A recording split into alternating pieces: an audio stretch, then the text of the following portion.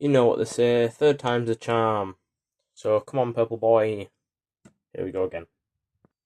Hello, I'm TLTG and welcome back to a new video. Today I have for you my third shockwave and my second installment in my G1 thing cast, I guess. I'm going to see if I can do all the Decepticons, then I'll try with the Autobots. In my opinion, he's a pretty sleek gun and he's very purple. So pay your respects to the Night Bus and half of my Chevrolet. The Lego ones, obviously. But I am quite happy. The only thing I'm not happy with is his feet are huge. And he doesn't have the end of his gun. Now the reason he doesn't have the end of his gun is because I could not find a way to make it look like it wasn't a slab of brick. In my opinion, it was way too bulky and he couldn't stand up on his own in both modes. So I decided to scrap that and just let his arms hang out, which does kind of ruin the transformation a bit, as it's not that technical, but I don't care. I was quite happy that I was able to figure out how to break. So I didn't do it on purpose. I had to figure out his backpack.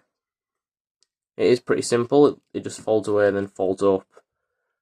But in my opinion, that is very satisfying, and it's technically the transformation that Bunny uses on his G1 Shockwave, but obviously his is miniature scale, and mine's a lot bigger, so it just scaled up. Now, like I said, he's very purple, but I was kind of disappointed that I wasn't able to get all the purple. They just simply don't make that many purple pieces, and even if so, they don't really make it in any sets. And I was not going through Bricklink getting about 50 quid's worth of pieces for something I'm going to destroy in the next few months. But here we are. You can see that he's practically on the same scale that Soundwave is, bringing him in. I'm not going to transform him because it just takes too long. But in alt mode, they're practically the same size. Obviously, Shockwave is a bit bigger than Soundwave is in alt mode, but that is because of shifting in sizes, and you can't really do it with Lego. It's plastic and not fake robots. In my opinion, this is the best Shockwave I've made since I've made the TFP one and War for Cybertron. But you know what? Stick with your roots. G1 is the best.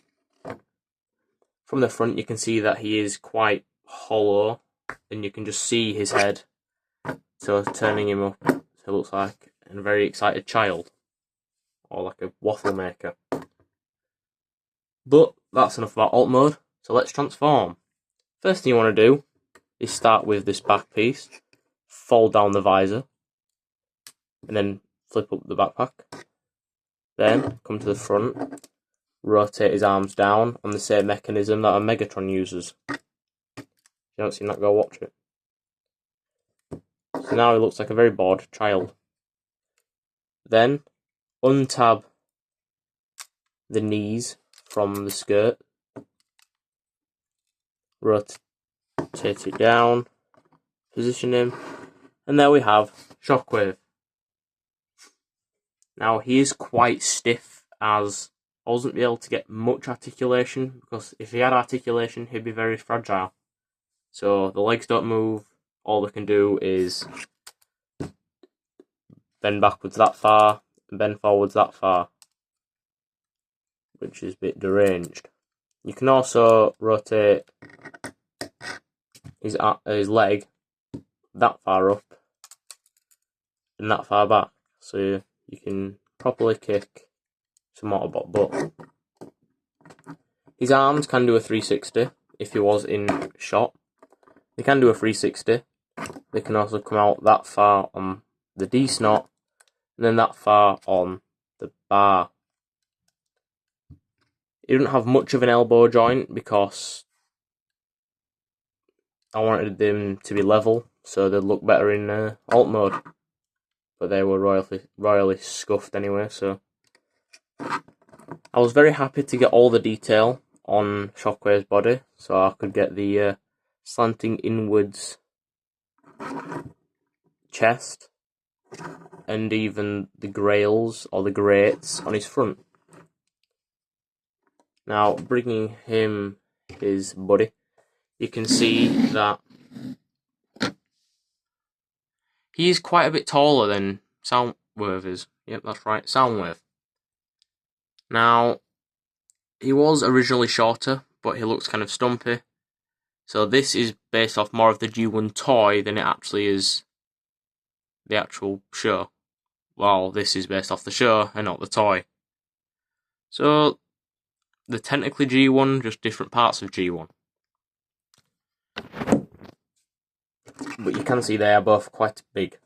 Sadly, I don't have my Hearts of Steel Megatron to show you, because one shall suffer, so one can live. But we do have Clive with his cup of tea to show that he is British. If you like this video, don't forget to like, subscribe, and comment if you like this guy. I'll see you next time.